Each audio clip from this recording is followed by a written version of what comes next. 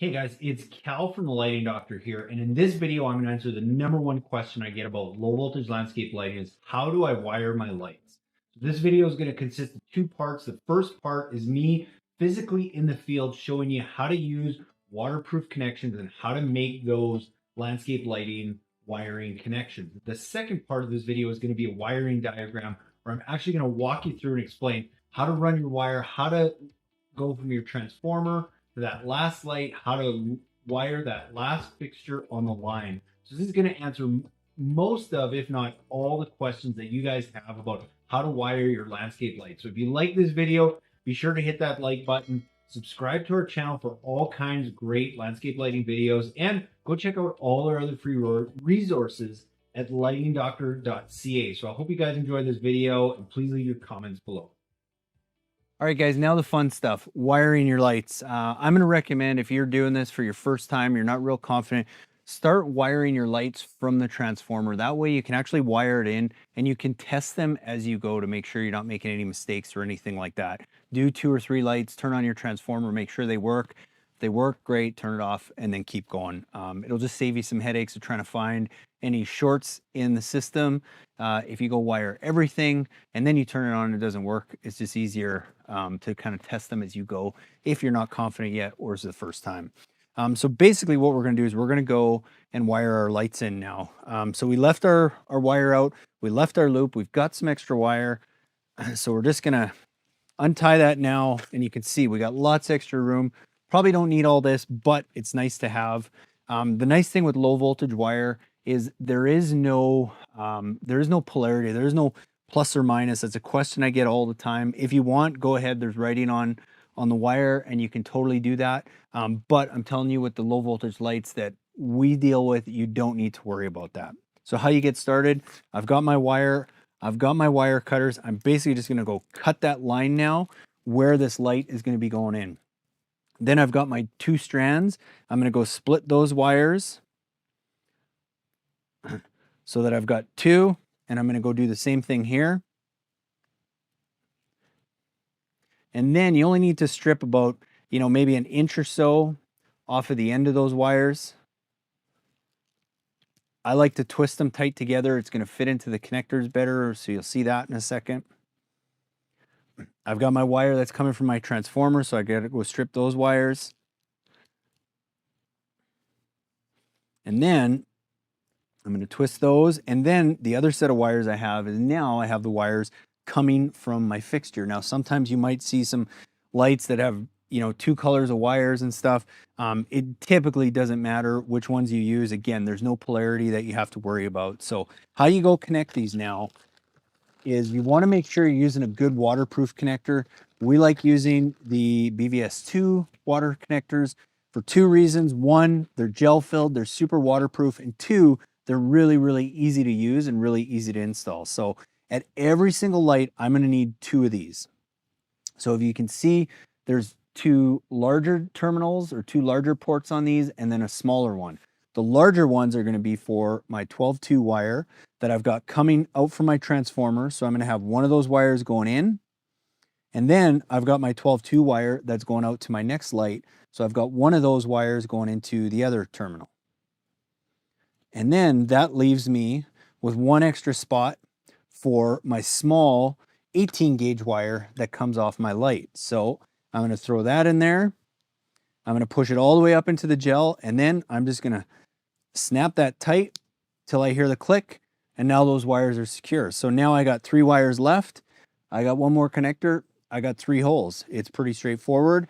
We're going to put one of our 12-2 wires that's coming from the transformer. We're going to throw that into one. We're going to take our wire that is going out to our next light. We're going to throw that in the other terminal. And then lastly, we've got 1 more wire coming from the fixture that we're going to throw in the tiny hole. And then we're going to push them all nice and tight, snap that, and we're done. As an added measure, even though these connectors are nice and they'll snap those wires tight together, if you want to add an extra layer of protection to make sure that those wires are not going to come apart, I like to just zip tie my extra wire that's coming off my fixture. I don't want to cut it. I want to leave it because if I ever want to move this light, I don't want to have to rewire this. So now I got 10 feet in any direction that I can go and move this. And then I'm just going to zip tie those wires together so that I can make sure that they're not going to get pulled apart now. I'm going to go do that. Get it nice and tight. It's all waterproof. I'm going to go bury that now at the base of every light, which is something I'd recommend because now if you ever have a trouble with this light, you know where to find those connections, as opposed to if you have those connections buried 10 feet away, well, you got to dig up 10 feet of wire to go find it. So bury them at the base, finish burying your light and all your wire, and then now you can move on to the next one. Okay guys, so we're still wiring our lights here. We've wired all our lights from the transformer. We've tested them and they all work great. Now I'm at my last fixture and I don't have a wire that's going to another fixture. This is the end of the line. So how do I wire that last light? Well, a lot of times what people do is they'll take all the wires and they'll try and jam them all into one connection. But what that does then, all of a sudden it shorts out the system. And this happens all the time. All your lights are wired, everything's working. And then for some reason I wired that last one and now nothing works. That's typically the reason. So I'm going to show you guys how to wire that last light on the line. So just like the previous video, we still need our two connectors at each fixture because we're still going to have our 2 sets of wire coming off our 12-2. So same thing as before, we're going to split those and we're going to strip the ends of that. And then we've got our 2 wires that are coming from our fixture, right? So now what we're going to do, and this is where the math gets tricky, but now we got our connector, we got 3 holes, and we got another 3. So we got 6 holes, but we only have 4 wires. So the way we go and wire that is now the wire goes into that one terminal and this other one stays free. And then you wire your light into that connector as well. So in this last light on the line, you're only going to have 2 wires in the connector as opposed to 3 because we don't have another wire going to the next fixture. And then I've still got 2 wires left. I'm going to take my connector. I'm going to put the big wire in the big hole, the small wire in the small hole, and snap that tight. And voila, we're done. That's how you go and end the line. You want to make sure you still have 2 connections at every single fixture, even that last one. The only thing is on the last one, you're going to have an extra hole. Sometimes what you can do is say you know that you're probably going to put another light down the road. Well, you can always run another wire out to the field and then just end it with 2 of these. But make sure when you do that, same thing. Say this was, we didn't know if we were going to put a light down here or add a light later. So we're just going to run our wire, our 12-2 wire down the line, and then we're just going to cap it off with this so we make sure no water or anything gets in it. But then when we're ready to go add a light later, now we can just open these up and then we can come and we can plug our fixture into this and add that extra light. So hopefully that makes sense. But again, last light on the line, you still need 2 connectors. There's just going to be an extra hole in each connector. Okay guys, we're at a point now here where we're running all our lights. We've got most of our lights along the house, but I got a section of only 4 lights over there. Well, I don't want to have to run wire all the way back around to those lights. So a question I always get asked is, well, can I tee into the line somewhere? Yes, absolutely you can. And that's what we're going to do here. And I'm going to show you how to do this. You can use this same principle if you're coming off of a transformer and you want to run a line that way and a line this way, you can tee at the bottom of the transformer too, but I'm going to show you how to go do that. So we've got our wire that's running across and we've got our wire that we're going to send out to that new area. So same as before, we're going to split those wires and then we're going to strip the ends of those, you know, again, roughly about 1 inch or so off the end of those. So that's our line that's going out to our 4 lights off in the distance. And then we've got our continuous line here that we're just going to cut into and we're going to make our T. So same thing, we're going to split. We're going to strip the ends off our line that's coming from our lights. And then we've got our line that's going to the rest of the lights. And then we've got our other line that's going to our other 4 lights. So now I got 3 sets of 12-2 wire. But we can't use these connectors now because we only got 2 holes for the 12-2 and we got a small hole for our fixture. So this is not going to work. So we can't use that. So what we're going to use is we're going to use these. We're going to use these DBRY connectors. Again, waterproof, gel filled. These are pretty much bulletproof once you get them installed. But now what we're going to do is we're going to tee in. So we've got 1 wire coming from our fixtures, 1 wire that's going out to our fixtures, and then we got that 3rd line now that's going out to our other set of fixtures. We're just going to twist all those together. And then we're going to throw our Moretz on there and twist those all together. And then we're going to take our tube that's full of gel. We're going to open that up. There's even slots for the Moretz that you can just slide it right on top. Push it all the way to the end so that everything fills up so you're not going to get water in there. And then you just snap that tight. And those wires are not coming out of there. And then you still got your three other sets of wires or 2 other sets of wires here. We're going to go and we're going to put all those together. And the reason, again, that you can't do this with our little BVS2 connectors is because the 3 holes in there are not big enough to hold 3 of the 12 gauge wires. So we need to use a bigger connector.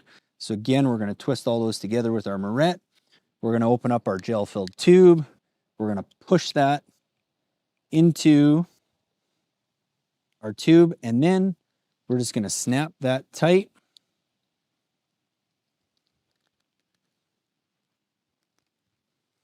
And voila. So again, we've got our wires coming from our lights, going out to our lights on both ends. We've just teed into the line. You can use this at the base of the transformer too if you don't want to run 2 lines directly from the transformer, or maybe you have a transformer that doesn't have a terminal big enough to run 2 sets of wires. You can drop it down, tee it off to the front and the back, but you want to make sure you're using these connectors because they're going to be big enough to handle all the wires. So now that you've seen how we actually wire it, I just want to show you this diagram so it shows you how to lay out the wire and exactly what it looks like in the field. Now, this is an example of just daisy chaining the lights. So forgive me, I'm not the best artist, but let's say we got 4 lights on our system. Best to, most times is just daisy chain them. What that means is just going from light to light to light. In this case, I'm going to show you, because there's a question I get all the time, is what if I need to tee off to 1 light or a couple lights off in the distance? And I'll show you exactly what that looks on the diagram, but you guys already seen how we use the BVS2 connectors and how we use the DBRY connectors, which are these. But basically what you're going to do is you're going to start from your transformer and you're going to have your 12-2 wire, right? So this in essence is actually together, but you're going to split it at the fixture. And you're going to run that wire to that first fixture. So you're going to have half of that 12-2 wire is going to go into one of those connectors, as I just showed you. And then the other half is going to go out towards your next light. And then you're going to have your 2 wires off your fixture. So one of those wires off the fixture is also going to go into that connector. And if I just show you a quick close-up of that, you can see how that works. So I've got my 12-2 going into the large port on the BVS2 connector, and then I've got another wire going out to the fixture. And then I have my smaller wire coming off my fixture is going to go into that smaller terminal. Now remember, again, every single light is going to have 2 of these connectors. So the other half of that 12-2 wire now is going to go in to my larger connector, and then it's going to continue on to my next fixture. And then I've got my additional wire from my fixture that's going to go into that small terminal on these BVS2 connectors. So just keep that in mind, and then you go to your next light. So in this case, I've actually shown an example of where we would tee off. But if we were to just keep going, you would just have this wire would continue to these ones. You'd make your 2 connections here, and then you can see it goes to your last one. And I'll talk about how you do your last fixture in a second. But you will notice on this last fixture, you still have 2 connections. This is a very common mistake that most people make. Then, so now you've got that one section of lights that you want to run some wire to. Now this is where you're going to use those DBRY connectors. Again, like I showed in the previous video, you're going to have 3 larger cables now because you have your 12-2 wires coming in, and then you have to have that 12-2 wire going out to feed the rest of the lights, but then you're also going to run that 12-2 wire now to that extra light or extra set of lights down the road. So you're going to have 3 12-2 wires sticking into these connectors. You're not going to fit all 3 of those into the small connections and the small holes that are on the BVS2 connector. You just can't get 3 of them in there. So that's why we use this DBRY connector. But again, you're still going to have 2 connectors at every single connection that you're going to do, because you have to have wire coming in, wire going out, and then you've either got a wire going to your fixture, or you're going to tee it off and you're going to run to this last one here. So again, if I go to a close-up of that, this is what it looks like. So we have our fixture that we're running our wire from. We've got our 12-2 cable going. We're going to split that, and we're going to go into the DBRY connector, and then it's also going to go out to our next fixture. But remember, now we're running that extra line to an additional fixture, so we're going to have one more 12-2 cable going out that way, and we're going to have to do that twice because there's another set of 12-2 cables that going in, going out, and then we got to go to that last fixture. So that's what it looks like close up. And this is what it looks like at every single fixture. Now, like I just talked about, when you get to that last fixture, what happens is the only thing that changes is now we don't have another wire coming out of these 2 terminals that's going on to the last fixture, because this is the end of the line. Now, what a lot of people do in this case is they try and jam all 4 of these wires into these connectors, and that's not going to happen. It's going to short out your system. Happens all the time. People wire all their lights, everything worked great, and then for whatever reason I wired my last light, everything stopped working. That's why, is because even at that last fixture, you still need 2 connectors. So you got your 12-2 cable, you're going to split that and have it going into the one connector, and then you're going to have your fixture wire going into the small terminals. You're going to have an extra hole at the last fixture on the line, and you're going to do the same thing again. You still have 2 connectors. That other half of the 12-2 is going to go into the larger terminal, and then the smaller wire from the fixture is going to go into that smaller one. You snap those tight together, and then you're done. So again, this is typically what it looks like. Some people used to talk about doing a big hub where you would just have your 12-2 wire going to the middle, and then you would just have wires going out to every light. In my opinion, there's so many more wires that you got to worry about now running through the lawn. I find it tougher to troubleshoot when you're doing something like that, because now you just have a big ball of 8 wires all going into a middle hub. So when you hear guys talking about hub and spoke and all that kind of stuff, for the most part, especially with LED, that might have been something you had to talk about with halogen. But as much as possible, you just want to daisy chain those lights, which means just keep going in sequence. But if you have to tee off somewhere that makes your life easier, that's fine. You can do that. You're just going to have to use a slightly different connection. So hopefully the video of me actually doing this and this diagram will help explain that. If you have more questions about what size transformer to use, search Lighting Doctor. How to size your transformer. There's some videos, and I'll do a more in-depth one of that, as well as if you're wondering how to manage voltage drop and how many lights I can put on a line. Again, go search Lighting Doctor voltage drop, and you'll see a whole bunch of videos. And again, I will make a more comprehensive one that explains that, but I really wanted to show you guys in the diagram what it looks like. Remember, biggest mistake people make is you still need to have 2 connections at every single light, even those last ones. You're just going to have extra holes in those connectors. So keep that in mind.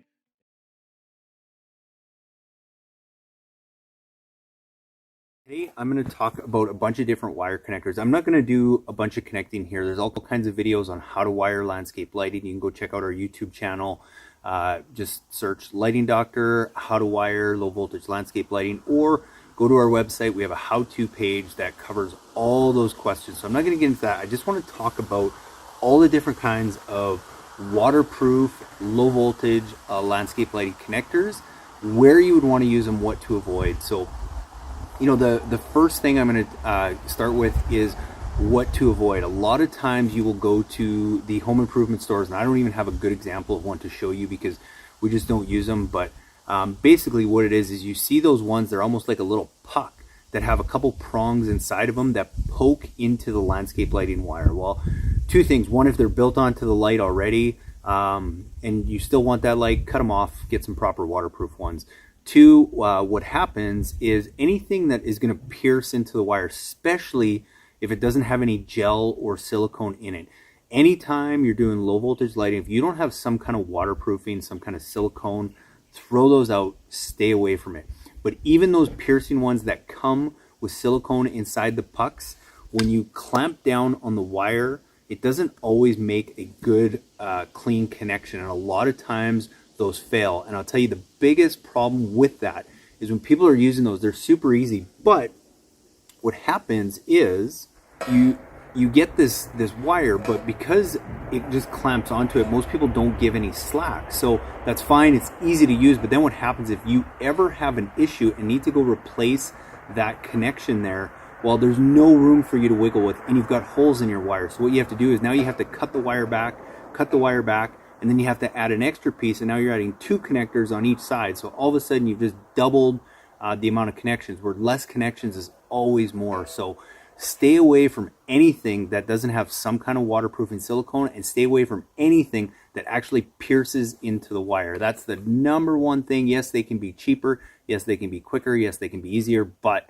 I would just highly recommend staying away from them. So next connector, a really basic one, really standard one, is sometimes you just get these Moretz that are gel filled. They come in basically 3 different sizes. If you've ever done irrigation and stuff, you've seen these. This is like the smallest one. It's basically just a standard Moretz, but it's filled with gel and silicone. So these are okay. You know, I don't love them for long lasting connections, because sometimes we see the gel inside kind of dries off and the connection's not as smooth anymore. These small ones you probably don't want to use for low voltage wire for landscape lighting, because typically you're running a main line, and that main line is going to be at least 12 gauge wire. They're just a little small for that. So that's the small size. For landscape lighting, I would probably avoid the small ones. Next you move up into, so that was kind of like a white base one. Then you'll find these, they kind of have a gray base. They're a little bit longer. These ones are okay to use for tying in your fixtures, because what happens when you're tying in your fixtures, you basically are going to have 2 12-2 wires go in each one of these, and then you're going to have your wire from your fixture, which is always like 18 gauge or 16 gauge. This has no problem handling those. Basically all you do is strip the wires, wire them in there, and then they're waterproof. The only problem with these, and the one thing I will say you need to do if you're going to use these, is you've got to go and get something like some zip ties or something like that, so that after you make the connection, you can kind of loop up the wire a little bit and zip tie it together, so that if you ever have any tension, it's not going to pull out of that connection, because that's what happens a lot of times with these. The little copper part that's in there that twists the wires together, it's not really designed to hold the wires together. The gel will do an okay of waterproofing them, but it's not going to really keep them from pulling apart. So this is probably your cheapest option, and a lot of people will go with this. I'm okay with that. I've seen them fail from time to time over the years as the silicone inside kind of dries off because it is exposed. But if you're going to do that, you've got to use some kind of zip tie or something to hold that wire from pulling apart. There is one more version. I don't even have it because we don't use it a lot of times. But if you ever need to like tee into a line and you're going to use these, they make one more version. It's a blue version. It's about double the size.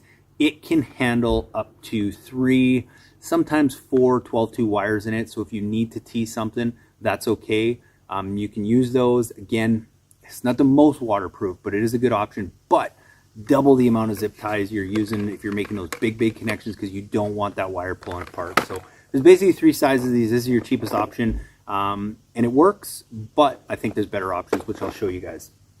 And these are all do-it-yourself type ones I'm talking about. There's all kinds of different wire connectors. A lot of professionals will use ones with copper crimping parts that go into this big gel-filled thing, and they're all great. They're more time consuming. They're all good. The 2 things you want to always look for, and that's what I'll kind of talk about with these next couple, is some kind of waterproofing in silicone and some kind of mechanical way to hold the wire so it doesn't pull apart. That's why these are not always my favorite, because you got to use zip ties just for some extra strength. I always recommend zip tying the wire anyway, just for that added protection, but you don't need to as much with these other ones I'm going to talk about. So the next option I'm going to talk about, you guys have seen lots of videos with these.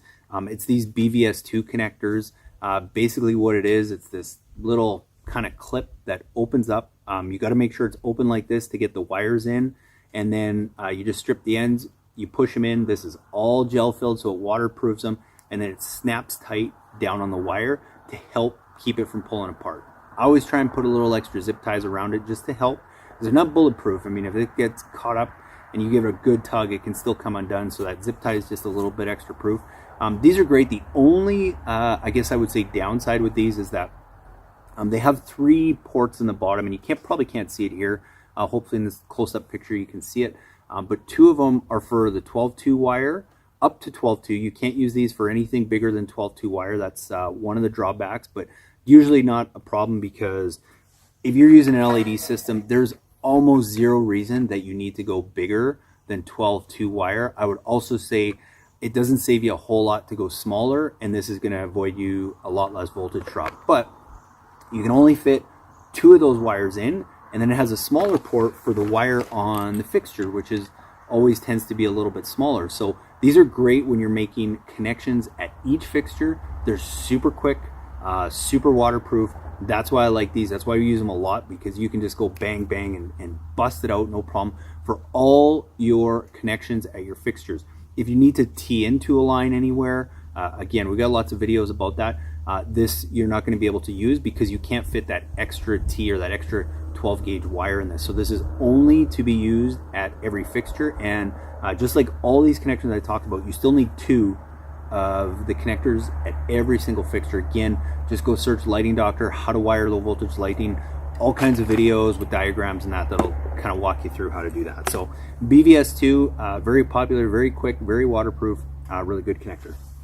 Next, a similar type connector, same kind of idea. It's kind of these Nano Junction boxes. Basically, it's essentially the same thing. It's just a slightly different style. So it's got this, it's got the 3 ports here, and it's got these little orange tabs that you pull up. This can handle up to 3 12-2 wires, so you can fit, you can do T's and stuff with this. I don't love it for that because it gets a little bit tight in there, but for wiring your fixtures, this is great. You lift up these tabs, you put your wires in, you snap down these orange ones, and then this little part here is filled with gel, and it just snaps down on top of here, and then everything's good. It's pull part resistant, and it's got the waterproofing. That's what we need. And one thing I will mention, you know, it's always good to have a couple extras on hand, because if you make a mistake, you don't always want to open these up. It's better sometimes just to cut the wire. Even though they're not cheap, they are messy. And that's not just these, that's any good waterproof connector is going to be messy. That's not a bad thing. That's a good thing. You want it to be messy. You want to have a lot of gel all over your hands, which I guarantee you you're going to. It's hard to wash off. You can use gloves, but it's tough to kind of play with the wires sometimes. So it is what it is, but messy in this case is better. These are, again, really good, especially for tying in the fixtures and stuff. Wires go in the bottom. These orange little pieces clamp down. This whole thing closes tight, snaps, and it's completely waterproof. So really good Nano Junction option as well. Then probably my favorite and probably the most foolproof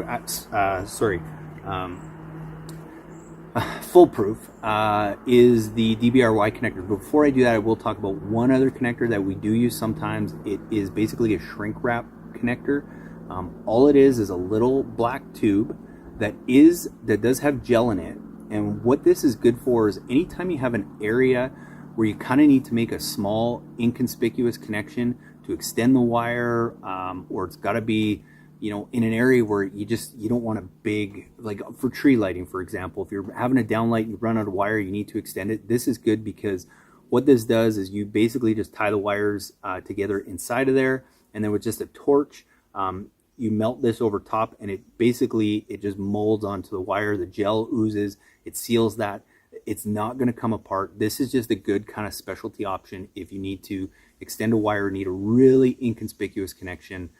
So shrink wrap connectors are a good option. I love them. We do use them sometimes, but only when needed, because they are a lot more time consuming. You need a little blowtorch, and it's just a little bit more work if you don't actually need that inconspicuous connection. The last one is our DBRY connectors. Basically, all it is a standard Moretz that fits into a big gel tube. So it looks like this. It can be different colors. It doesn't matter. They're going underground.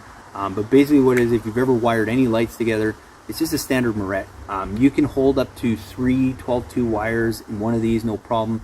So they're great for making tees. We use these all the time for making tees because I know that I can make a tee in this, no problem. All the wires will fit. With these tubes, it's completely filled with gel. So what you do is you wire them together and then you push the wires into this gel-filled tube as far up as you can, and then this little bottom piece snaps down on the wires so it won't come apart. So it's a really, really good option. If you have trouble with any other wire connectors, I would strongly encourage you to go with this. These are used actually a lot of times in line voltage, 120 volt. They're good for up to 600 volts. So I see a lot of electricians use these in outdoor line voltage lighting because they're rated for that. So they're super, super durable.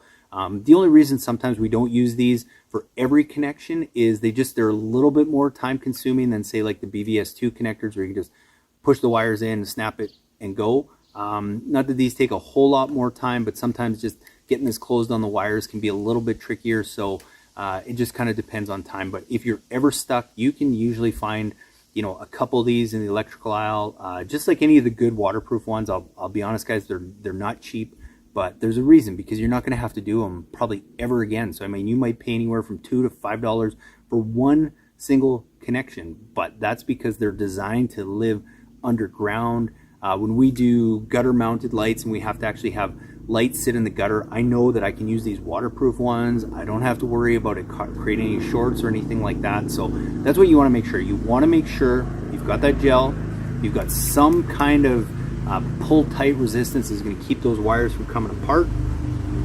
Other than that, that's kind of the main ones.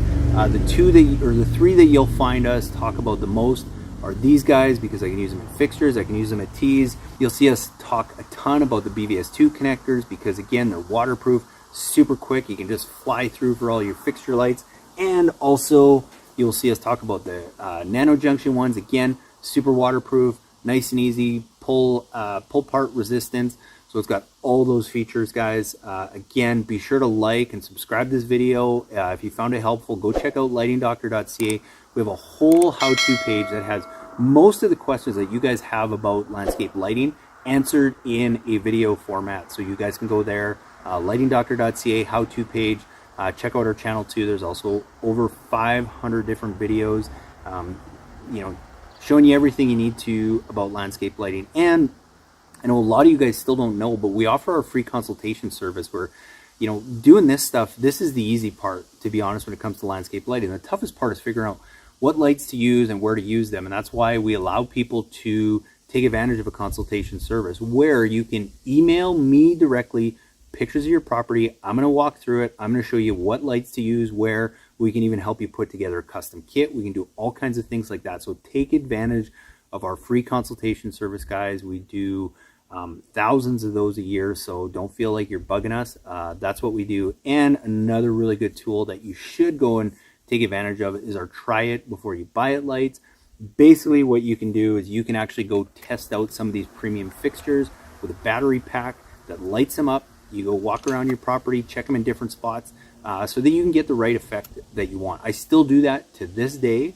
When I start a new property, I know where a lot of the lights are going to go, but there's some areas I'm not sure. I want to go test it out. I want to see how it's going to look so that we can go and pick the appropriate lights. And you guys should too, especially if you don't have the experience yet. You're not going to find a better tool than this. You don't have to pre-wire anything. If you're a landscape contractor and you want to get into lighting, you don't have to run wires above ground to do demos and stuff. You get a half dozen of these with some battery packs. You can go and show your customers, show your clients what it's going to look like. Landscape lighting is one of those things, and once you see it, it's tough to take it away. So battery pack is a great way to go and find the right solution for you guys. So again, thanks for watching. Love your comments. Be sure to reach out, and we'll see you in the next video.